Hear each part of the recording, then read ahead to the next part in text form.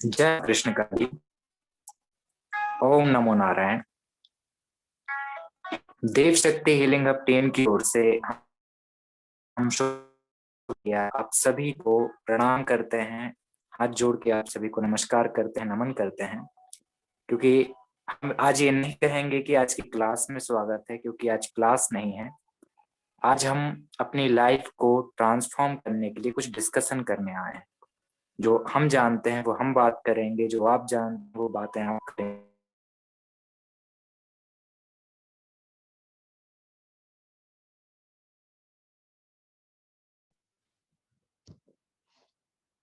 कहाँ गए? हो रहा है तो हम आज बात करेंगे, आज हम डिस्कस करेंगे। आज हम लोग आपस में अपने अपने मन में जो भी भाव आ रहे हैं, जो भी विचार आ रहे हैं, अपनी अपनी बात रखेंगे आपस में। तो इससे क्या होगा कि हम सभी को पता चलेगा हमारी ideology क्या है, विचारधारा क्या है अध्यात्म के प्रति। तो सबसे पहले आप सभी को बहुत बहुत थैंक यू। इतने दिन से हम क्लास ले रहे हैं, अपने के साथ क्लास अटेंड करते हैं और अपने अपने क्वेश्चंस रखते हैं, अपनी बात रखें। तो आगे है to transform our life knowledge.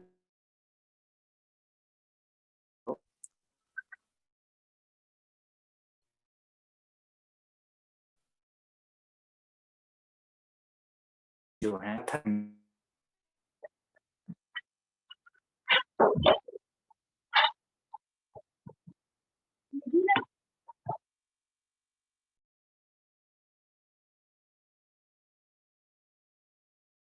पहला वेद जो है वो है, इसमें हम ज्यादातर देखें तो देवी देवता, वनस्पति,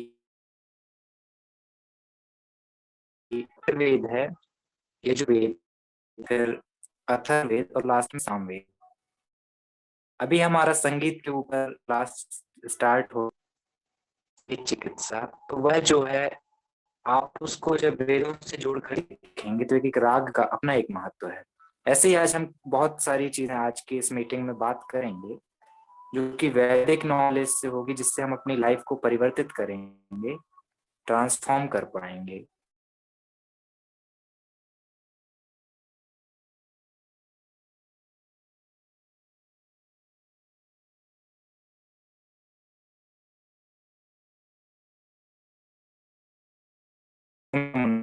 सर रिक्वेस्ट है कि वो आए और हम सभी को गाइड करें। इसके बाद हम सभी डिस्कस करेंगे, अपनी अपनी बात रखेंगे। Thank you so much. जय माँ कृष्ण काली। आत्म नमस्ते। देव शक्ति हीलिंग से हम रुद्रावी सिंह आप सबका स्वागत करते हैं, अभिनंदन करते हैं आज के सेशन में। जैसा कि आज गुरु पुष्य नक्षत्र 1:20 पर तक था, उस समय में गुरु पुष्य नक्षत्र खत्म हो गया, लेकिन आज गुरुवार है और पुष्य नक्षत्र का योग के साथ आया था।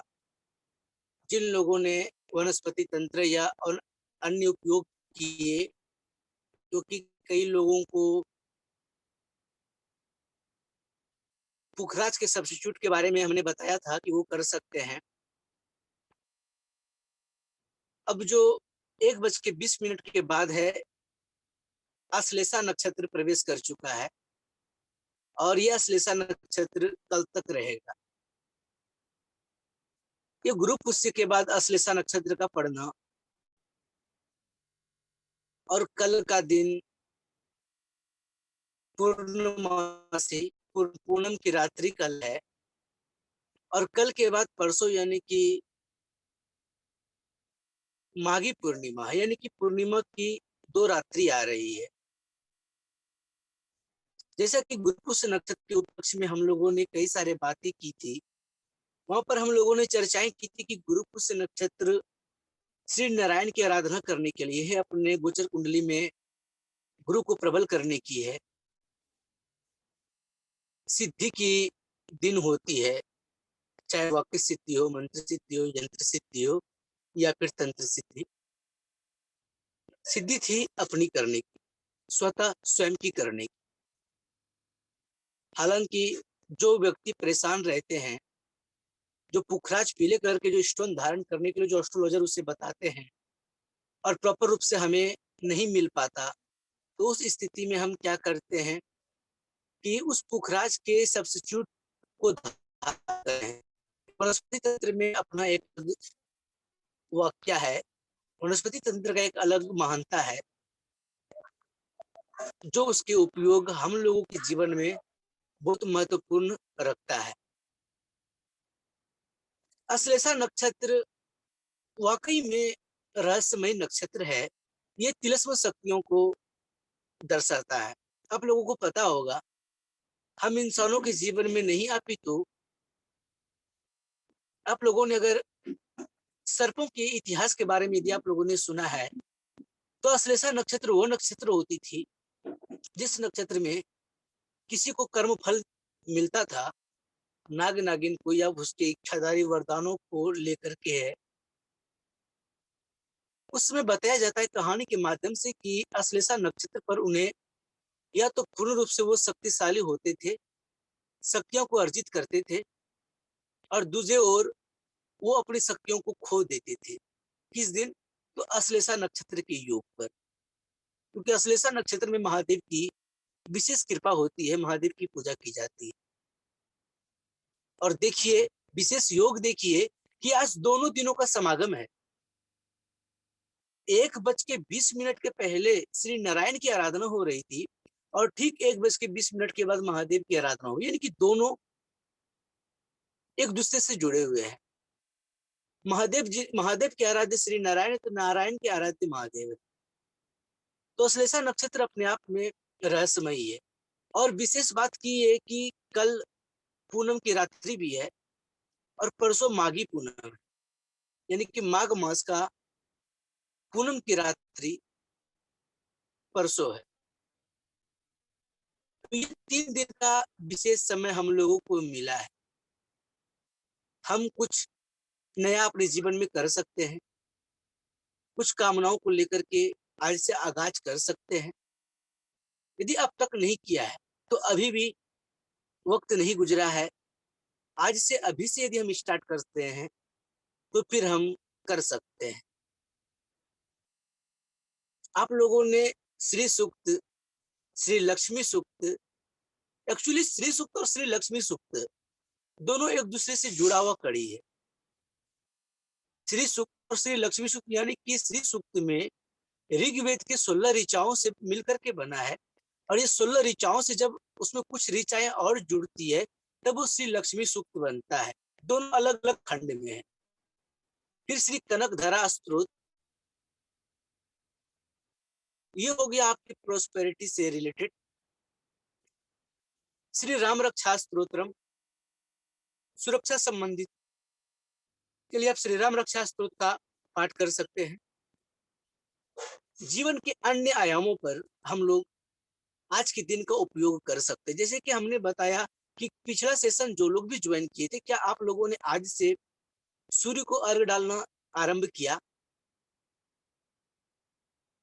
क्योंकि सविता साधना, सूर्य साधना अपने जीवन में खुशियों को घोलने के लिए, अपने जीवन में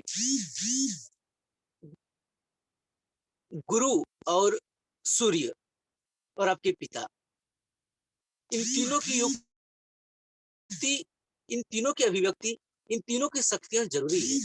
तो यही आपके क्राउन चक्र यानी कि आपके सहस्त्रार चक्र यानी कि ब्रह्मरंध्र का दरवाजा है, जहां से अमृत रूपी ज्ञान की बूंद आपको टपक सकता है और आप ब्रह्मांड के असीम शक्तियों की दरवाजा का चाबी आप खोल पाएंगे।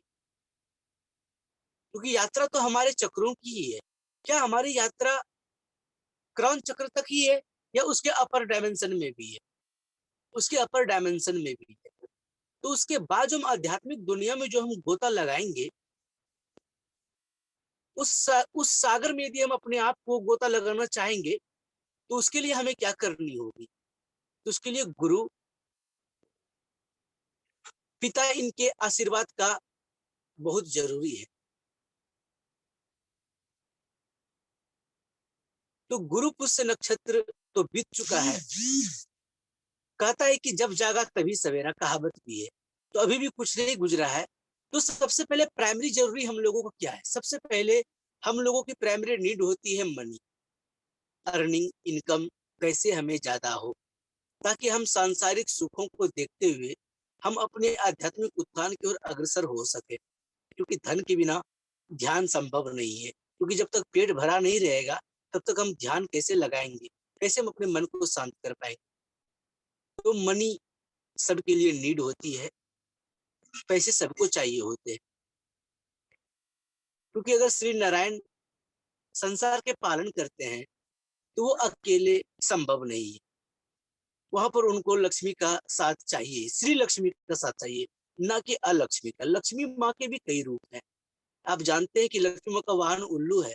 कई जगहों पर आउल की बलि दी जाती है, कई जगहों पर आउल की पूजा की जाती है, कहीं पर उल्लू के तंत्र प्रयोग भी किए जाते हैं। तो लक्ष्मी माँ के कई भिन्न भिन्न स्वरूप। तो ये श्री सूक्त, श्री लक्ष्मी सूक्त क्या सूक्त है? आइए थोड़ा साइंटिफिक दृष्टिकोण से समझते हैं। हम अपने जीवन में कोई भी मैनिफेस्टेशन करते हैं, कोई भी काम, कोई कुछ भी डिजर्व हम करना चाहते हैं, तो उसके लिए हम क्या करते हैं? अपने सबकॉन्शियस माइंड को प्रोग्रामिंग करते हैं, राइट?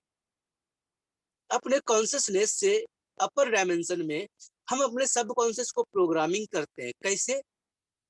तो बाय अफर्मेशन, विजुअलाइजेशन एंड इत्यादि वगैरह। उसके कई तरह के फैक्टर्स हैं जहां पर हम अपने सबकॉन्शियस माइंड को प्रोग्रामिंग करते हैं।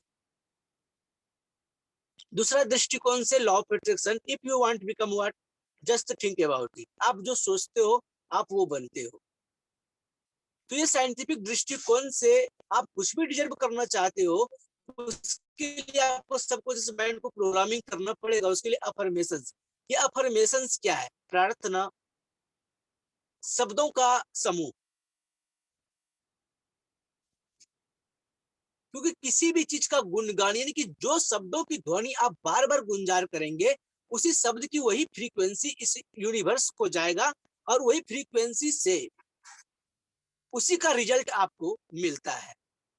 तो श्री सूक्त हो या श्री लक्ष्मी सूक्त हो, इन दोनों सूक्तों में महालक्ष्मी के भिन्न भिन्न स्वरूपों की विशेष प्रकाष्ठा है, उनकी महिमा है, और उन्हीं के आधार पर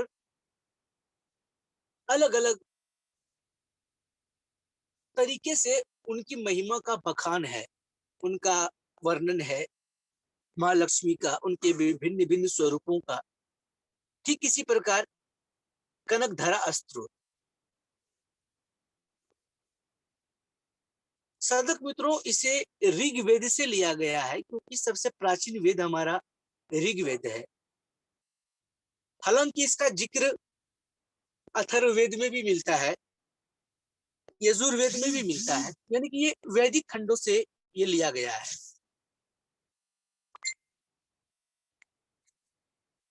तो ये जो वैदिक खंडों से जो लिया गया है, ये जो 16 ऋचाओं वाला जो ये श्री सूक्त है, ये 16 ऋचाओं वाला श्री सूक्त ऋग्वेद का एक प्रकार का विशेषकर प्रार्थना है। और कहा जाता है, और श्री सूक्त के अंतिम पंक्ति में लिखा गया है कि जो साधक श्रद्धा पूर्वक नियमित रूप से केवल इसका पाठ करता है, यदि पाठ न करके यदि श्रवण भी करता है, तो उसे महालक्ष्मी की असीम कृपा की प्राप्ति होती। अब क्या केवल पाठ से असीम कृपा की प्राप्ति हो सकती है? जी हाँ, क्योंकि आप अपने सबकॉन्शियस माइंड को प्रोग्रामिंग करने के लिए केवल आप प्रार्थना ही तो करते हैं, आप अफर्मेशंस तो ही देते हैं, आप सकारात्मक सोच ही तो रखते हैं। क्योंकि जैसा आप सोचिएगा वैसा आपको पाना है। आप जैसा बीजारोपण कीजिएगा आप वैसा फल काटिएगा। तो बात भी यही यहाँ पर भी यही है कि यदि हम श्री सूक्त जैसे पवित्र ग्रंथ के जो श्री सूक्त जो पवित्र ग्रंथ से जो लिया गया है, 16 ऋचाओं वाला जो ये गद्य है, अलग अलग रस से मिलकर के बनना है, जब हम इसका उच्चारण करते हैं या उसको श्रवण करते हैं, तो उसकी फ्रीक्वेंसी उसकी ध्वनि, उसकी ऊर्जा हमारे रोम रोम में समाती है और उसी प्रकार से वो हमारे मानसिक संतुलन को बदलती है और हमें आगाह करती है और हमें एनर्जी देती कि नहीं, चल उठ खड़ा हो जा और तब तक मत रुक जब तक कि मंजिल तेरे पीछे स्वयं चल करके ना आ जाए। क्योंकि पैसे चाहिए तो काम तो करना पड़ेगा। यदि पैसे कमाने तो बेचना तो होगा आपको, चाहे आप प्रोडक्ट बेचो, चाहे आप खुद को बेचो, या आप अपने स्किल्स को बेचो, या फिर आप अपने नॉलेज को बेचो, बेचना तो पड़ेगा। तो आप जो सेल कीजिएगा लोगों को, या आप अपना नॉलेज सेल कर रहे हैं, या आप अपना कला सेल कर रहे हैं, आप गवर्नमेंट सर्विस करते हैं, वहां पर आप अपने आप को जो इन्वॉल्व करते हैं, उनके जो काम करते हैं, यहाँ पर स्वयं को सेल करने की बात हो गई, तो तभी तो हमें सैलरी मिलती है। तो यहाँ पर जो हम बात कर रहे हैं, ये जो सेलिंग की क्वालिटी आपके अंदर आएगी, कहाँ से आएगी? तो जब तक उस हिसाब से, यानी कि उस सेलिंग क्वालिटी हमारे ब्रेन मस्तिष्क में जब तक नहीं आएगा, जब तक वो विचारधाराएं हमारे माइंड में नहीं बनेंगे, उस एनर्जी से हम रूबरू नहीं होंगे, तब तक हम कैसे आएंगे? इसलिए कहा जाता है, कई लोगों का मानना है कि क्या आप कोई पाठ करने से या कोई स्रोत सुनने से कैसे इनकम, कैसे पैसे आ जाएंगे? क्योंकि हम लोग कामचोर हैं। हकीकत में हम कुछ करना नहीं चाहते, हम चाहते हैं कि केवल, कई लोगों की ये भी विचारधारा होंगी, क्या हम कोई काम नहीं करें और हम केवल पाठ करते रहे, क्या हमें मिल जाएगा पैसे? हम सब सपना देख रहे हैं फरारी का, सपना देख रहे हैं हमारे पास फरारी गाड़ी हो, और हम काम एक स्कॉर्पियो लेने के बराबर भी नहीं कर रहे हैं, और हम सोच बड़ा रख रहे हैं और काम भी नहीं कर रहे हैं, तो कहाँ से मिलेगा? यदि आप बड़ा सोच रखते हैं, आप बड़ा डायमेंशन पर सोचते हैं, तो उस हिसाब से प्रकृति आपके समक्ष चुनाव रखता है, चुनौती रखती है, वो आपके समक्ष मार्ग रखता है, प्रस्ताव देता है आपको। वहां पर आपका चयन निर्धारित करता है कि आप चयन किसका करते हैं। क्योंकि यहाँ तक जो आपने प्रथम कक्षा से लेकर के 12वीं कक्षा के अपर में ग्रेजुएशन तक जो आपने पढ़ाई की, इसमें से प्रत्येक कक्षा को पास करके आपको आगे बढ़नी पड़ी है, आपके हर एक जगह पर परीक्षा हुई है। तो आप ये कैसे भूल जाते हैं, हम लोग ये कैसे भूल जाते हैं कि आने वाले समय में जो हमें चाहिए वहां पर हमारी परीक्षा नहीं होगी, वहां पर हमें कुछ नहीं करनी पड़ेगी, वहां पर हमें अपनी एफर्ट नहीं लगानी पड़ेगी, क्योंकि यहाँ पर आते आते हम कमजोर हो जाते हैं। पहले बचपन में प्रार्थना किया करते थे, डेली हाथ जोड़ के विनती करते थे माता सरस्वती से, हमको मन की शक्ति देना, मन विजय करे, दूसरों की जय से पहले खुद की जय करे। और आज क्या कर रहे हैं? दूसरों की जय से पहले खुद की जय करने के बजाय हम दूसरों के पराजय की कामना करते हैं, दूसरों की जय की कल्पना नहीं करते हैं। दूसरों की जय से हम विचलित होते हैं, हम टेंशन में आ जाते हैं, हम लोगों के बारे में अच्छा सोचते ही नहीं है। 3 दिन सेशन के पहले जो हमने आप लोगों को 2 मंत्र के बारे में बताया था, ओम पूर्णमदम पूर्णमिदम पूर्णार्थ पूर्णमेवावशिष्यते, ये वाला जो मंत्र था, चूंकि हमने एक अपर लाइन का बोला, एक नीचे लाइन वाला बोला, और एक मंत्र था सर्वे साम शांतिर भवतु सर्वे साम स्वस्तिर भवतु। ये दोनों मंत्र कुछ और नहीं, ये वो प्रार्थना थी जिसमें कि हम लोग सबकी खुशी के लिए, सबके मंगल के लिए, सबके कामना के लिए हम परमपिता परमात्मा से हम प्रार्थना करते हैं कि हे परमपिता परमात्मा, सबको सुखी करना, सबको खुश रखना, सबको धन दौलत देना, सबका कल्याण करना। इससे बड़ी हीलिंग कोई नहीं है। यदि आप डेली 5 मिनट अगर दूसरों के लिए, यदि आप अगर दूसरों के लिए आप अपनी अर्जित की हुई भक्ति साधना से, यदि आप अपने आराध्य से, आप अपने इष्ट से अगर दूसरों के लिए कामना करते हैं, इस ब्रह्मांड के लिए कामना करते हैं, दूसरों के हित के लिए सोचते हैं, तो नहीं जानते कि आप कितना बड़ा हीलर हैं। आप एक बार में पूरे संसार को हीलिंग भेज पा रहे हैं, सदर को अंदाजा नहीं कि आप स्वयं से कितनी हील हो जा रहे हैं। इससे बड़ी कोई हीलिंग पद्धति नहीं है कि हम दूसरों के बारे में सोच रहे हैं, दूसरों के बारे में हम दूसरों की दूसरों के सफल जीवन के लिए हम कामना करते हैं। तो यही अभिप्राय था इसका। तो हमारा जो कि मूल बातें हैं, श्री सूक्त और श्री लक्ष्मी सूक्त दोनों एक दूसरे से जुड़ा हुआ है। आप अगर मान लीजिए कि श्री लक्ष्मी सूक्त का अध्याय का पाठ नहीं कर सकते, तो एटलीस्ट कम से कम आप श्री सूक्त का पाठ कीजिए। संख्या में मैं नहीं बांधना चाहता आप लोगों को, हालांकि संख्याओं में अगर बांधने की बात हो तो प्रत्येक दिन आपको 240 पाठ करनी होती है, 3 दिन लगातार आपको करने चाहिए। खैर इतना संभव नहीं हो पाएगा, तो मैं संख्या में आप लोगों को नहीं बांधना चाहता। तो आपसे मैं आपके समक्ष एक प्रस्ताव रखता हूँ कि ये 3 दिन आज से आप श्री सूक्त का पाठ आरंभ कीजिए।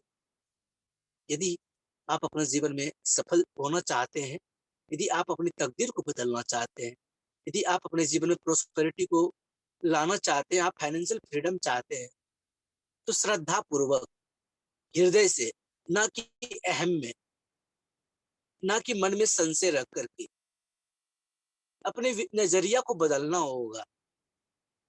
और साधना मार्ग में तो बिल्कुल ही नजरिया बदलनी हो, तभी हम इस मार्ग से कुछ प्राप्त कर पाएंगे।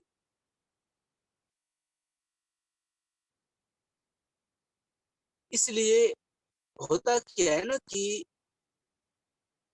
लोग कहते हैं कि मंत्र को जाप इतने संख्या करनी चाहिए, इतने संख्या करनी चाहिए, इतनी संख्या करने पर सिद्धियां मिलती है, इतने संख्या करने पर सिद्धि मिलती है, इतने संख्या जाप करके सिद्धि मिल जाने पर हम ये हासिल कर लेंगे, हम वो हासिल कर लेंगे। फिर भी लोग संख्या तो पूरा देते हैं और मिलता क्या है, उसको सुनने मिलता है। क्यों मिलता है, क्यों सिद्धि नहीं मिलती? क्या मंत्र खाली जा रहा है? जी नहीं, मंत्र कभी खाली नहीं जाता। मंत्र को करने वाला इंसान का दिमाग खाली होता है, वो अंदर से खाली होता है, वो उस चीज को प्राप्त करने योग्य है ही नहीं, क्योंकि उसने अपनी पात्रता बनाई ही नहीं। इसलिए वह आपके साथ ना हो, उसके लिए आपको श्रद्धा अपने अंदर जगानी पड़ेगी, अपनी नजरिया बदलनी पड़ेगी। यदि आपको ज्ञान चाहिए, यदि आपको शक्तियां चाहिए, आपको जो कुछ भी चाहिए, तो सबसे पहले आपको स्वयं को रखना होता है। याद कीजिए, जब आप छोटे थे, आपको मम्मी पापा से कुछ मांगना होता था, कुछ चाहिए होता था, तो आप क्या करते थे? याद कीजिए। तो माँ से लाड लगाते थे कि माँ हमें ये चाहिए, हमें वो चाहिए, ताकि हमें वो मिल जाए। जब आप अपने बचपन में इतनी बड़ी पार्ट सीख लिया आपने, तो आज हम लोग ये गलती क्यों कर रहे हैं? तो यही बात यहाँ पर है, आपको पहले लाड लगानी पड़ेगी। लाड लगाने के लिए मतलब यहाँ पर यही है कि सबसे पहले आपको द्रवित होनी पड़ेगी, यानी कि आपको जुड़ना होगा, हृदय से जुड़ना होगा। मैं बार बार हृदय की बात कर रहा हूँ, इसीलिए पहले हमने आप लोगों को हार्ट चक्र के ऊपर हमने आप लोगों को एक्सरसाइज करवाया, इसीलिए क्योंकि आप इसके मूल तत्व को समझ पाए कि क्या जरूरी है और कहाँ हम गलती करते हैं। और शायद इसी गलती की वजह से हम में ग्रोथ नहीं होता। हम मंजिल के करीब भी होते हैं, लेकिन हम मंजिल को प्राप्त नहीं कर पाते। तो यदि कुछ चाहिए माता से, तो लाड तो लगानी पड़ेगी, दुलार तो करनी पड़ेगी, तभी हम उनके सानिध्य का स्वाद चख पाएंगे।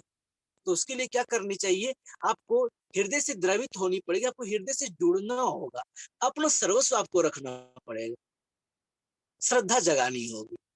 और यकीन मानिए, अगर ऐसा आपने कर लिया, तो उसमें अगर आपने एक बार भी पाठ यदि आपने कर लिया ना, तो आपका कल्याण हो जाएगा। क्योंकि यदि एक एक शब्द यदि आप पढ़ते हैं श्री सूक्त की, एक एक शब्द आप पढ़ते हैं श्री लक्ष्मी सूक्त की, तो उन शब्दों में इतनी क्षमताएं हैं, वो एक एक शब्द हजारों स्विच वर्ड से ज्यादा शक्तिशाली है। आप लोग स्विच वर्ड का इस्तेमाल करते होंगे, आप लोग स्विच वर्ड का इस्तेमाल करते हैं, आप लोग मैजिकल नंबर्स का इस्तेमाल करते हैं और बहुत विश्वास भी करते हैं। आप स्विच वर्ड पर विश्वास करते हैं, मैजिकल नंबर पर विश्वास करते हैं, लेकिन आप अपने वैदिक से दिया गया जो हमारे पास श्लोक है, हमारे पास मंत्र है, हमने कभी उसको सम्मान नहीं किया। कि जो हमारा पूर्वजों के द्वारा दिया गया है, लेकिन जो इवन प्रकृति से आया हुआ है हमारे पास, उसके एक एक शब्द में, एक एक अक्षर में हजारों स्विच वर्ड की शक्तियां होती है। आप आजमा करके देखिए। हमने कई लोगों के जीवन में बदलाव देखा है और दूसरों के जीवन में बदलाव से ही हमने सीखा है। हम पहले लर्निंग पीरियड में हमने शुरू से नोटिस की है, उसके बाद हम ये बात आपको आज बता पा रहे हैं। यदि हम आज आपसे वादा कर रहे हैं, दावा के साथ हम आपको बता पा रहे हैं, तो यकीनन हमने ये चीज देखा है और इवन मैं भी यही अपने जीवन में अप्लाई कर पा रहा हूँ। शायद इसीलिए हम आपको बता पा रहे हैं। तो एक एक शब्द में इतनी क्षमताएं होती है, एक एक शब्द में इतनी शक्तियां होती हैं, तो यकीनन आपका जीवन को बदल सकता है। तो संख्या में नहीं बांधता, आपकी स्वेच्छा अनुसार, आपके सामर्थ्य अनुसार आप जितने भी पाठ हो, आप आज से पाठ आरंभ कीजिए और कल भी उतने ही संख्या पाठ आरंभ कीजिए। यदि आप पाठ करते हैं, अगर उस समय गाय के घी का दीपक यदि आप जला पाए तो अति उत्तम होगा। गाय के घी का दीपक आप प्रज्वलित करके यदि आप पाठ करते हैं, महालक्ष्मी का स्मरण करके, श्री गणेश का आवाहन करके, सबसे पहले आप आचमनी ले लीजिएगा, उसके बाद संकल्प ले लीजिएगा, उसके बाद श्री गणेश वंदना, गुरु वंदना, उसके पश्चात स्टार्ट कीजिएगा आप पाठ करना। ये 3 दिन जब आप लगातार 2 दिन करते, तीसरा दिन करने के बाद माघी पूनम की रात्रि को, रात्रि 11 बजे फुल मून रिचुअल के साथ, यानी कि फुल मून में रिचुअल नहीं, वहां पर एक छोटा सा मेडिटेशन करना है और उसके बाद अग्नि में गाय के घी से 16 ऋचाओं से 16 बार आहुति दे देनी है। एक एक ऋचा, एक एक गद्य की आहुति दे देनी है ऋचाओं के नाम से। यकीन मानिए बदल जाएगा आपकी जिंदगी। और यदि इसी फॉर्मूला को अगर आप अपने हर पूर्णमासी को, हर एक पूर्णमासी को यदि आप ये अप्लाई करते हैं, यदि आप ये काम करते हैं, तो एक दिन आप लोग किसी प्रकार से सामूहिक जो मीटिंग आकर के आप अपनी फीडबैक जरूर बताएंगे कि नहीं, हमारा भी जीवन में बदलाव हुआ है। तो धन्यवाद, थैंक यू एवरीवन, आप लोगों ने कीमती समय निकाल करके आया। और आज से जुड़ा यदि आपका कोई प्रश्न है तो पूछ सकते हैं, बाकी बाद हम लोग मिलेंगे कल। आज एक छोटा सा हवन की प्रोग्राम है हमारे यहाँ, एक आहुति करनी है आज, और फिर सिर्फ की ऋचाओं की भी आहुति देनी है। तो हम इजाजत लेंगे। मेरा समय स्टार्ट हो जाएगा 11 बजे के लगभग में, इसलिए मैंने सोचा कि 9 बजे का हम एक छोटा सा मीटिंग रखते हैं, आप लोगों को बता देते हैं। तो थैंक यू एवरीवन। यदि आप लोगों का आज से जुड़ा अगर कोई प्रश्न है तो पूछिए। अभी लास्ट 9 मिनट्स बचे हुए हैं, 40 मिनट्स में जो ऑटोमेटिक क्लोज हो जाएगा। धन्यवाद।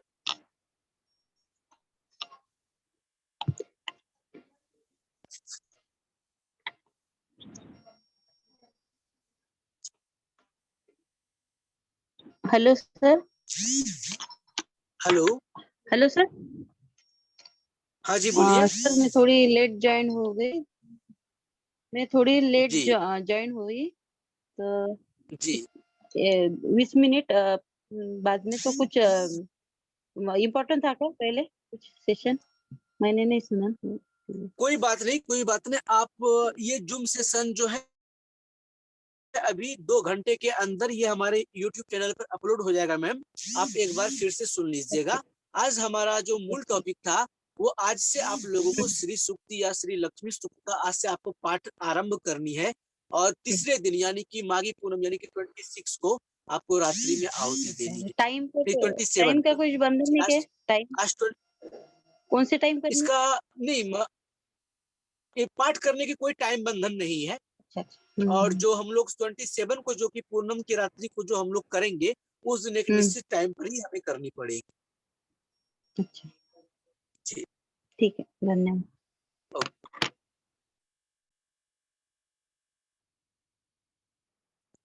एनीबडी है कोई क्वेश्चन तो आप लोग पूछ सकते हैं।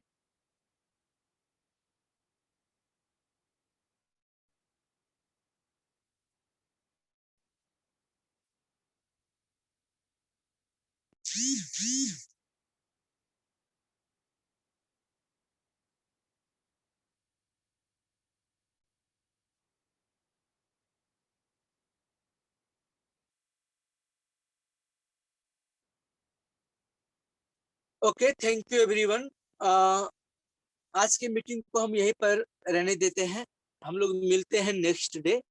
आप लोग अच्छे से करते रहिए, और जो हमने जो आज आप लोगों को जो भी छोटी सी जानकारी दी है, आप इसे अप्लाई कीजिए अपने जीवन में, यकीनन बदलाव होंगे। तो thank you everyone, thank you very much. ओम नमो नारायण।